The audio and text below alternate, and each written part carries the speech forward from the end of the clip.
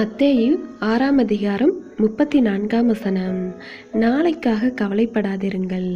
கிறிஸ்துவுக்குள் அன்பானவர்களே, பல லட்சம் மக்களை வனாந்திரம் வழியாக தேவன் மோசேயை கொண்டு கானான் தேசத்தை நோக்கி வழி நடத்தினார்.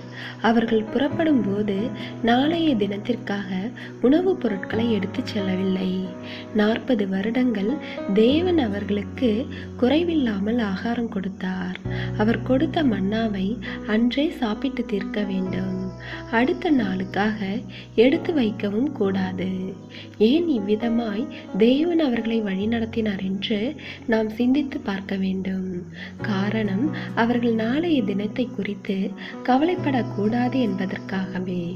அதே போல ஆண்டவராகிய இயேசு கிறிஸ்து தம்முடைய சீஷர்கள் ஊழியத்திற்கு புறப்பட்ட போது அவர்களுக்கு இட்ட கட்டளை என்னவென்றால், அடுத்த வேலைக்காக எதையும் எடுத்துச் செல்லக்கூடாது என்பதே. காரணம், அவர்கள் விசுவாசத்தில் செல்ல வேண்டும்.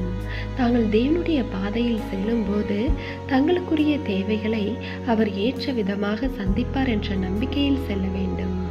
அவ்விதம் சென்ற சீஷர்களுக்கு எந்தவித குறைவும் ஏற்படவில்லை. எனவே தேவ பிள்ளைகளே, அவருடைய பிள்ளையாக இருக்கின்ற நாம் முதலில் விசுவாசத்தோடு வாழ வேண்டும். அது மாத்திரமல்ல, நிகழ்காலத்தில் தேவனுக்கு பிரயோஜனமாக வாழ வேண்டும். அப்பொழுது எதிர்காலத்தை தேவன் பார்த்து கொள்வார். அப்படிப்பட்ட சிந்தையோடு நாம் வாழ்வோமானால் நம்முடைய தேவைகள் அனைத்தையும் அவரே பார்த்து கொள்வார். தேவனுடைய கிருபையும் இரக்கமும் உங்கள் அனைவரோடும் இருப்பதாக. ஆமென்.